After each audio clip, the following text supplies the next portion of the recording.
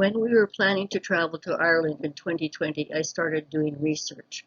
I started by referring to the history book written by Kay Criswell about our great-great-grandfather James, who came to Canada in 1841. Going from a letter Daniel McClarty, James' brother, wrote to James after his arrival in Canada, I posted a message on a message board on the website Ireland Reaching Out, asking for information about him. And Elwyn Sutter, a volunteer with them, replied giving some details as to a Daniel's whose death didn't match up to when I knew our Daniel had died. Once I provided that our Daniel lived in Tabnaharry and had died in 1846, he was able to find a plot of land which George, son of Daniel, occupied on the 1861 Griffiths valuation, as well as a record of Daniel's death in 1846. He provided details that the current address of that plot was 40 Gultz Road. He also found that George, Daniel's son, continued to live on the property until before the 1901 census, when Daniel Murphy, Daniel's grandson and his daughter Mary's son, was shown as occupying the land. On the 1901 census, George was living with Esther Murphy McCloy and her husband John at 9 Lubitavish. He died in 1902. Through the Facebook group Join If You're a McClarty, I had made touch with the McClarty descendants whose ancestors went to South Africa. These brothers also had a sister who immigrated to California and married a Folk. Both Carol and Barry have DNA matches with a Harry Folk in the States, so we appear to be distant relatives to them. I knew that their family ancestral home is at the current address 86 Laird Road. Elwyn volunteered to show all three of these sites to us, and we made arrangements for him to pick us up at our bed and breakfast in Cushendall on April the 14th. Although I was excited to visit these places, I wished we could know where James lived before moving to Canada. I went back to the letters from Daniel and discovered an item I had completely missed. In one letter, Daniel said James was lucky he left Tabernbrack. Tabnaharry, March 8, 1843. Dear brother, I embrace the opportunity of writing to inform you that we are well at present, hoping these few lines will find you and your family the same. I received your kind and long-wished-for letter dated December 16, 1842, on the 22nd of February, 1843, which gave me much comfort in hearing that you are well. It was happy for you the time you left Tabernbrack, as times is got so bad and markets so low, the poor Irish farmers is not able to stand. Oats is 4 shillings to 4 shilling and 6 per hundredweight, oatmeal 8 shillings to 900 per hundredweight, potatoes 6 pence to 7 pence per bushel, pork 26 to 30 shillings per hundredweight, butter 7 pence to 8 pence, and everything else accordingly. Daniel McNeil desires me to let you know that he received no account from his son since you left this place, and that he did not know what he could do in respect of immigrating, but that he wants to write to you himself in a short time and let you know some of his mind. Archibald Hamilton means to go to that place, God willing, again 1st of August next. And I intend, if you think it advisable, to accompany him, if I can manage it, as we are oppressed with rents, tithes, and taxes. There is poor taxes to be paid now, which amounts to 10 pence in the pound for every 1 pound rent we pay, and is not known how often it will be collected, as there are so many houses to keep up, one in Ballycastle, one in Coleraine, one in Bellamoni, one in Bellamina, one in Larne. Your friend Donald McCormick of Ballard died February 1842. The people are unwilling to pay the poor taxes, and every parish throughout Ireland is petitioning Parliament for a repeal of the poor laws, and they do not know what will happen as yet. The reason of everything being so cheap is that duty is taken off foreign grain and cattle. They can get cattle out of Russia at a cheaper rate and of a superior quality to any in the kingdom, and grain is pouring in out of all parts, which causes the cheapness of markets. Dear brother, do not hesitate in informing me with particulars concerning Owen Sound, and let me know the contents of your mind freely, whether you advise me to go or not. I did not get my lease from the landlord yet, but I intend pushing for it now, for probably it will be useful to me in disposing of my land. When you write, let us know what would be the most needful for us to take with us going to that place, or whether women is serviceable there or not. I had purchased an online survey of the old Laird Cemetery and found an old headstone erected by James McClarty in memory of his daughter Rose. Knowing that our grandparents had a daughter named Rose who died 9th of April 1828, I thought this stone might be hers with the wrong death year transcribed in the survey, as the stone looks quite eroded. Elwyn advised that Tavenbrack was in the townland of Tavnahoan. He did a search of the 1826 tithe allotment book for Laird Paris and came up with the James McIlharity in Travenbrack. Must have been misspelled by the tithe collector, as spelling on the headstone is McClarty. His search of Griffith's books of 1861 did not show him there any longer. Jason had provided me this research he has done, and he basically had already found all this information out, but because of the misspelling was unsure if it could be our James. The headstone ties us to the tithe entry of 1826. James must have had the stone erected after he came to Canada, hence late of Tavenbrack. I got in touch with Elwyn, and he agreed to add this townland to our sites to visit. However, there was no way to determine which plots James may have farmed on. Around the same time as I was arranging with Elwyn to show us these sites, I had made a post on the Facebook group Love Ireland, asking if there were any Murphys, McCloys, McClartys who may have ties to the addresses I mentioned previously. A gentleman from the Atrium Historical Society contacted Arlene Moore as he knew she was researching her grandfather John McClarty. Arlene reached out to me on Messenger and said that her ancestor John McClarty had married a Mary McNeil and their daughter Jane had married a John Humphreys, and they were her grandparents. Because I recognized the last name McNeil, I went back to her McClarty history book and found a letter that revealed something interesting. The letter from Daniel McNeil, 9th of December 1913, to our great-grandfather William. The Daniel McNeil he's referring to is probably the Daniel McNeil that Daniel McClarty was referring to in the letter from 1843 to our great-great-grandfather James. Dear friend, I trust that this will find you and all your friends at your side in good health. My wife and Allison have now returned from a splendid trip. It was unfortunate that she was, owing to the cold weather setting in, not able to carry out her desire to stop for a time with you and other friends, as she would have been delighted to do. All the same, her visit with Mr. McIlharry was as pleasant as possible. As you know, Mary McNeil, eldest daughter of Daniel McNeil, whose wife was an aunt of yours, Judy's note, maybe a McClarty or McIlharry aunt, was married to John McClarty of Lade, Cushendall.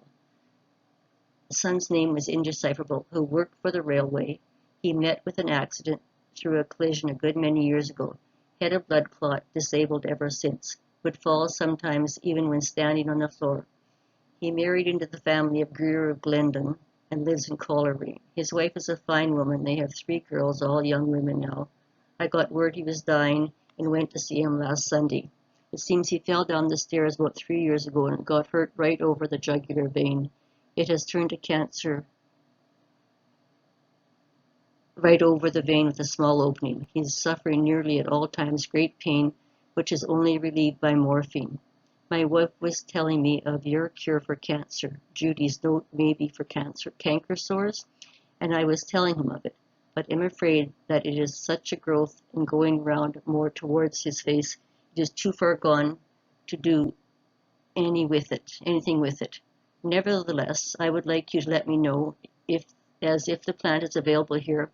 My wife forgot the name of it. He might give it a trial, should he be alive by the time I hear from you. His brother, William McClarty, went to gold digging in Australia and wrote he was leaving for home, having made what would do him, but was never heard of afterwards. He thought, when he heard of you, that you were his long-lost brother. Weather here very mild, for I can go about yet without a topcoat. No doubt you will have full winter on you now. With kind regards to all at Owen Sound, believe me, yours sincerely, Daniel McNeil. Arlene was able to provide the name that was unreadable in the letter as Hugh, so we are sure that we are somehow related. Arlene took time out from her busy parish work before Easter and arranged to meet us and show us around Cushendall area and to visit the graves of our ancestors. April 13th. Discovered Carol can move fast in the mornings. It appears she misset her alarm for 5 a.m. to give us time to catch the train to Cushendall.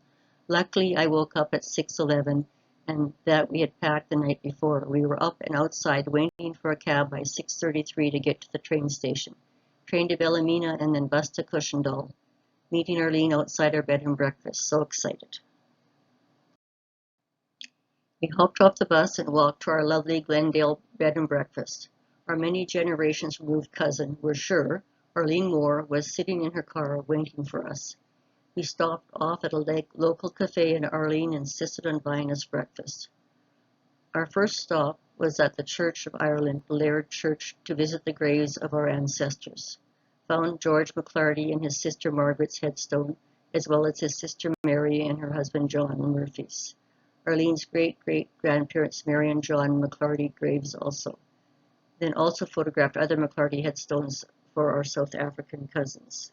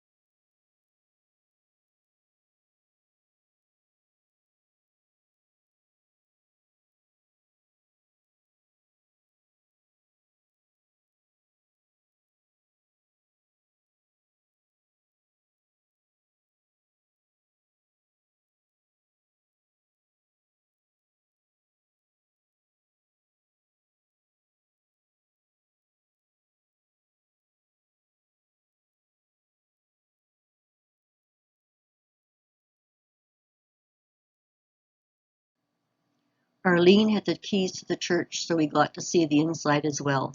Such a beautiful church. Arlene read the inscription from the post I made a few weeks ago. That's when my tears started to flow. She then said a baptism, wedding, and burial prayer for us because she said all of our ancestors would have had all of these prayers said for them, as well as the 23rd Psalm, The Lord is my shepherd. We had told her about our dear niece Jody, and she included her in her prayers as well. Carol had brought along the bubbles from Jody's funeral, and we blew them in the church and outside by George and Margaret's headstone, where we also recited the Lord's Prayer. Dear ancestor, your tombstone stands among the rest, neglected and alone. The name and date are chiseled out on polished marbled stone. It reaches out to all who care. It is too late to mourn. You did not know that I exist. You died and I was born. Yet each of us are cells of you in flesh and blood and bone. Our blood contracts and beats a pulse, entirely not our own. Dear ancestor, the place you filled 100 years ago spreads out among the ones you left who would have loved you so. I wonder if you lived and loved. I wonder if you knew that someday I would find this place and come to visit you.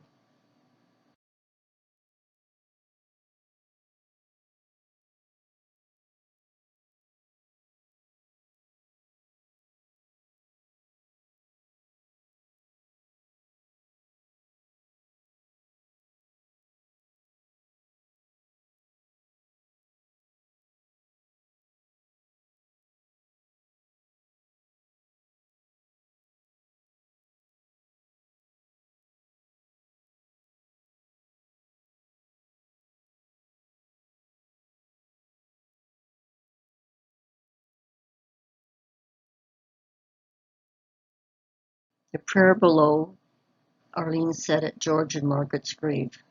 This is her explanation. From Luke 2, verses 25 to 32. The words are said every Sunday at evening prayer. Traditionally, they are said as the minister leads a coffin out of church at a funeral service for interment in the graveyard outside. So we did the same, walking to the nearest McClarty graves. Lord, now lettest thou thy servant depart in peace according to thy word. For mine eyes have seen thy salvation, which thou hast prepared before the face of all people, to be a light to lighten the Gentiles, and to be the glory of thy people Israel. Glory be to the Father, and to the Son, and to the Holy Spirit, as it was in the beginning, is now, and shall ever be, world without end. Amen. The words are from the 1662 Book of Common Prayer. Then we said the Lord's Prayer, Our Father, and ended with the ancient Saram's Prayer. God be in my head and in my understanding. God be in my eyes and in my looking. God be in my mouth and in my speaking. God be in my heart and in my thinking. God be at my end and in my departing. Our next stop was at the ancient burial grounds, where we were hoping to find the headstones of Rose, daughter of our great-great-grandparents, and Daniel, who died in 1846, but the erosion was just too great, and the stones had fallen over, and we had no luck. But such a beautiful setting, looking out over the bay, so quiet and peaceful. These graves were the ones depicted in the book I had bought online of a survey of the graveyard.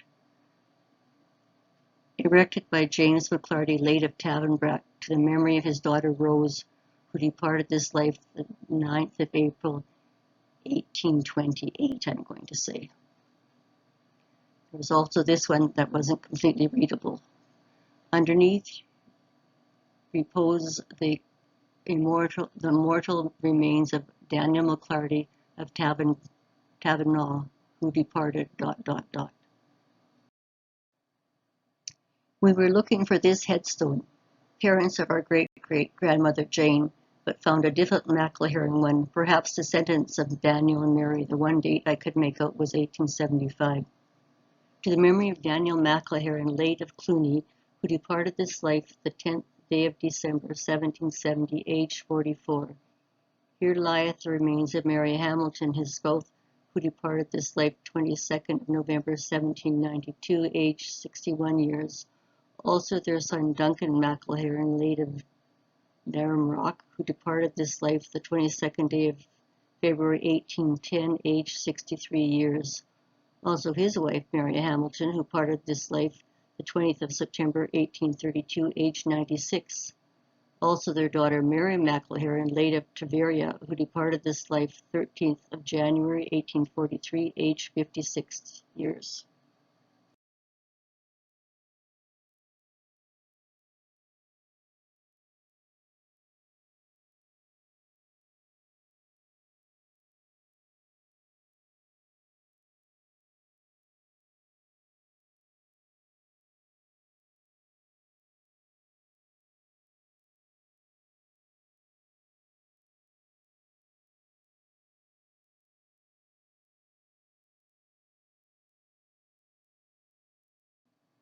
The monument at the top of the hill is an old Celtic stone with the round hole. In ancient times, a couple would come to this and join hands through the stone and would become married. In a year's time, if they changed their minds, they would come back, put their hands through the hole, disengage their hands, and would no longer be wed.